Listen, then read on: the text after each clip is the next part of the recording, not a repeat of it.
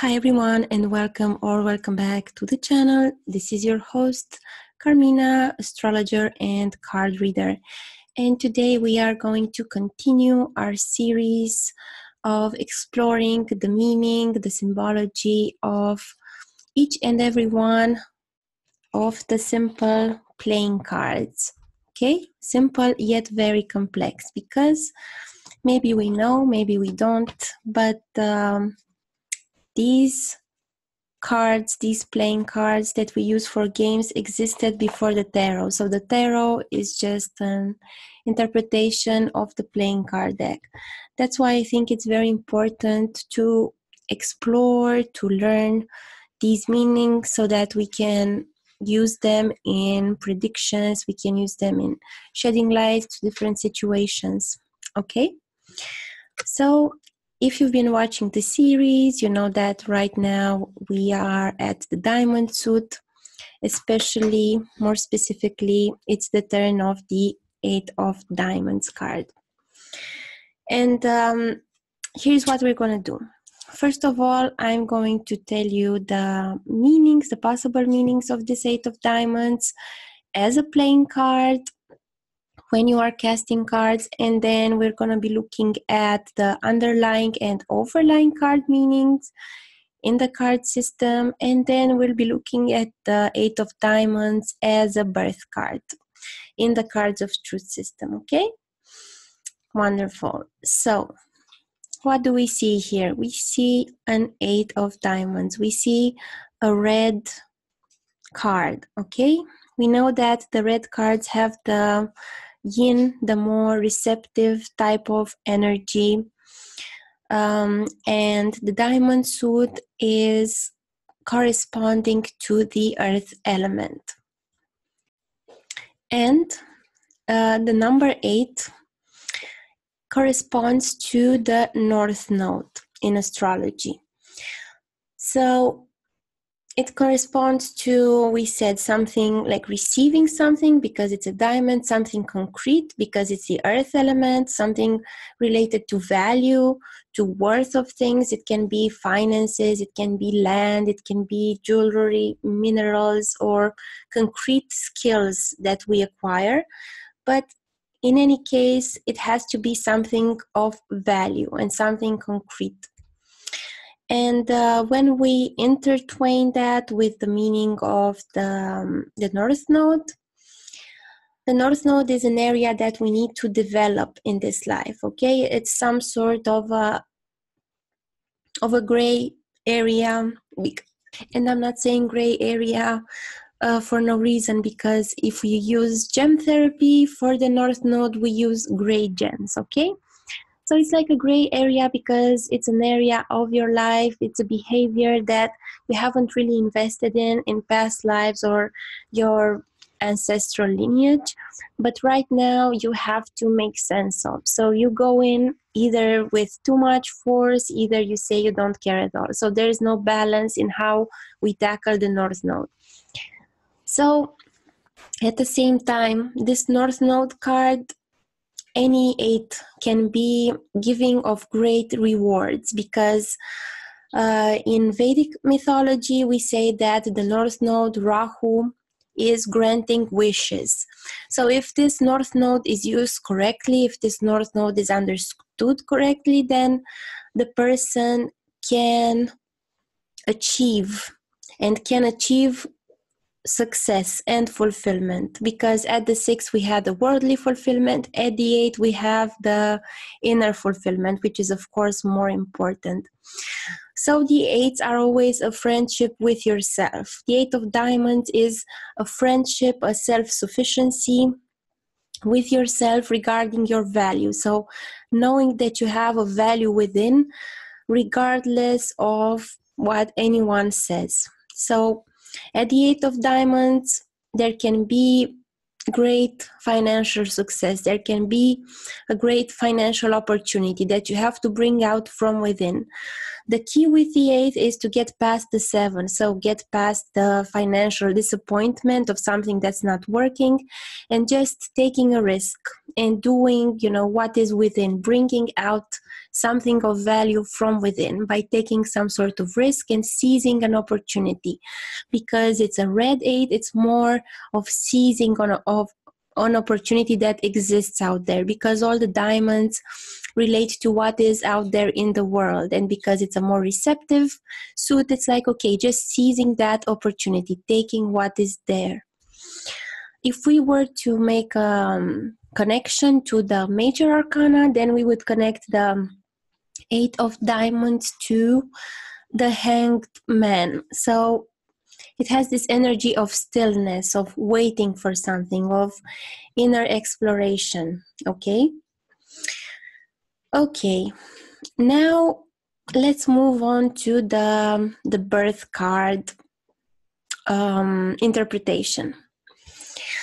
So I'm just going to share my screen. Just 1 second. So we see here that there are many days in the year that are diamonds, and we have a lot of 8 of diamonds days. So if you are born on one of these days that I'm going to mention after sunrise at your place of birth, then it means you are an 8 of diamonds. So 19th of January, and then we have 17th of February, and then we have a 15th of March, and then 13th of April, 11th of May, 9th of June, 7th of July, 5th of August, 3rd of September, and October 1st.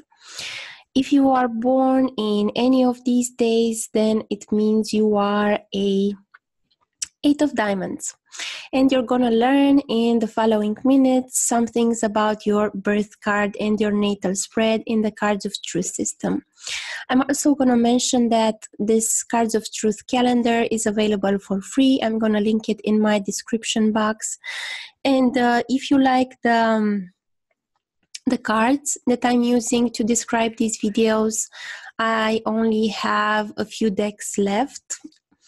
So I would encourage you to get a deck, because I'm already working on a new deck and I don't know if I'm gonna make another edition of this Card of Truth current deck. So now let me share my screen to show you the 8 of diamonds birth card. So don't worry about all these screens. I know it can look a little scary because there's so much information. Now we just focus on this screen right here, which is the so-called Queen quadration in the Cards of Truth. And if we look here, we can also see the underlying and overlying cards. The underlying card is the corresponding card in the Jack quadration, so the natural sequence quadration, and the overlying card is the card corresponding to the 8 of diamond position in the so-called King quadration.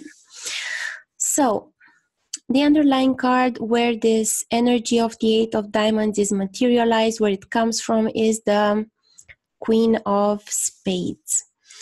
So the Queen of Spades is being self-sufficient, it's being, going on your own path, having a lot of energy in pursuing your path and looking after yourself. Okay, that's the Queen of Spades. It's the force that's just burning through, and it's just not really looking for any confirmation, any validation.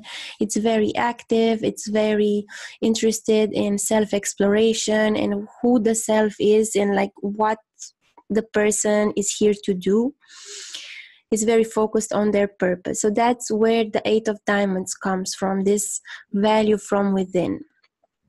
And then the overlying card, the 7 of clubs, is where this energy naturally aspires to become. So in this case, the 7 of clubs is letting go, like I said in my 7 of clubs video, tearing out of old ideas, just totally eliminating ideas, concepts, philosophies, like even maybe friendships that are not working out, that are dying, and you just, you have to move on past that.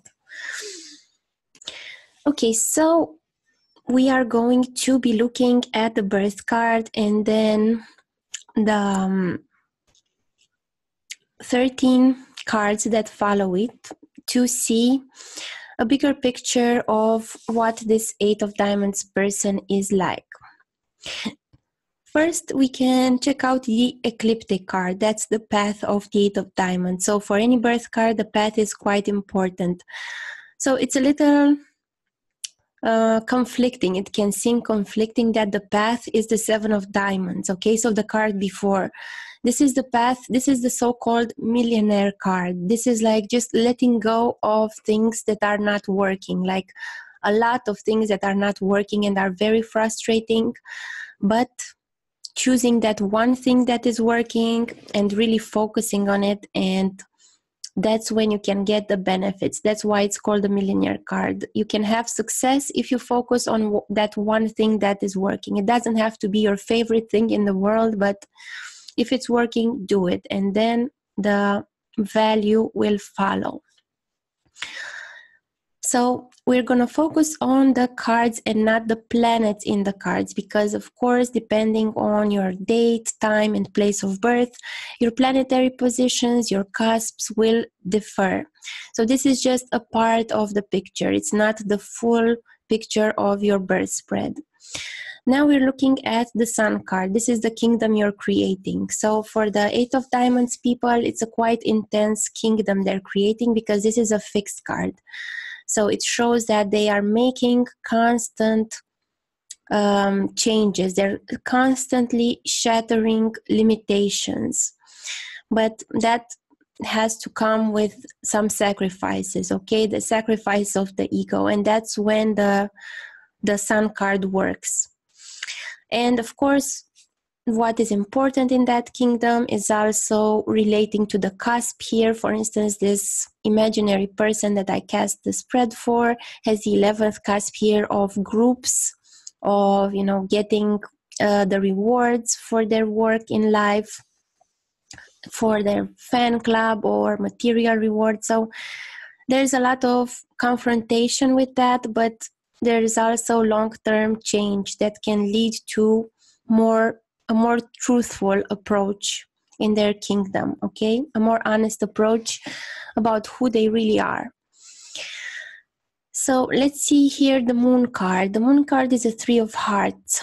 We don't really like to have odd cards on the Moon card, okay? Because the Moon is a more serene energy, and this Three of Hearts here is like kind of unsettling the Moon, which is the mind, which is the way we adapt to life. So the way these people, the Eight of Diamonds people, adapt to life, part of their strategy is by falling in love with things, like always finding new interests and like kind of taking risks and just pursuing other things, like flying apart from something that they love to something else that they love. So it's a very emotional thing for them. Of course, it's also important where the planet Moon is, and we see that in blue here. And in this particular case, the Moon is here, so it helps the card. The North Node is also here, so that makes it a little bit confusing. But wherever the North Node is, you have to kind of take a risk and just try something that you haven't tried before. Just step out of your comfort zone, and then you'll get the rewards. That's what happens with the North Node always. And then we go to the Mars card. The Mars card is how these people tackle their crisis situations, because Mars is, of course, the manifestor of accidents, of crises, is like the general leading his army to take care, to, annihilate a war. And how they take care of this crisis situation is very intellectual. It's the Ace of Clubs. It's by always finding new potential plans, new ideas, like in a very witty way, in a very intellectual way, like a new idea always, intellectually. Their Mercury card is how they handle, how they manage their lives, how they find solutions to problems, how they decode the the meanings of life, because that's what Mercury is. Mercury is the decoder. Mercury is the versatile planet that is related to actors and so many things, to metaphoric speech. So Mercury always finds a way, and the way they do that is also through a club card. So you see here the clubbiness. You see they have like 3 clubs here. They have the Mars card, the Mercury, and the Venus card that are clubs. The Pluto card is also a club, but we'll get to that later. So yeah, they're quite wonderful managers of situations. They're great at making the best decisions. Of course, if this card is not afflicted, if Mercury is also not afflicted, here Mercury is a little agitated by the Sun, but it's also delighted by Jupiter. But yeah, if everything is, ideal, here this Queen of Clubs is the so-called Vishnu card, because in each quadration it goes into a different position. So it's very restless. It's a restless energy that just is always looking for the best solution. So it's a great Mercury card to have. Then we go to the Jupiter card. This is how they envision, their distant goals, and how they enjoy happiness, and how they enjoy children. And it's not so easy for the 8 of Diamonds person, because it's a lot of hard work. The 10 of Spades is rewards after a bunch of hard work. Of course, we have to look where Jupiter is, what planets are here, like if it's helping. Jupiter here is a little starved, it's a little agitated, but it's also delighted by the Sun, and it's also in its own sign, so that helps. Okay, so always you have to look at everything, not just one thing. We just focus on the cards now, but I'm just saying in general you have to look at more than that. Now we look at the Venus card. Venus is what makes us satisfied, is our wants, not just in a relationship, because Venus is the planet of relationships, but Venus in general is the planet of soothing, of comfort. So how they find comfort? Well, they find comfort through being a little stressed, through changing their ideas all the time, because the 5, of course, the 5 of Clubs is change of ideas. So the 5 of Clubs there, it would show them, making a lot of changes in relationships, being satisfied with a very mental connection, with a very mental partner, and in general, like satisfied with very clubby mental things. Then the Saturn card, the 3 of Diamonds. We like odd cards in odd placements, so we like a 3 on Saturn card. So how they manage like situations that are really, like chronic disease, or like chronic issues, or what are they in service of. And that's the 3 of Diamonds. They take some risk. They move from one place to another. That's what they do. They move from their land to another land. They move from a job to another job. So it's very good to have this card here. Well, we see here we have some cruel influences, so that's going to be a little afflicted. But in general, it's good to have a 3 on a Saturn card.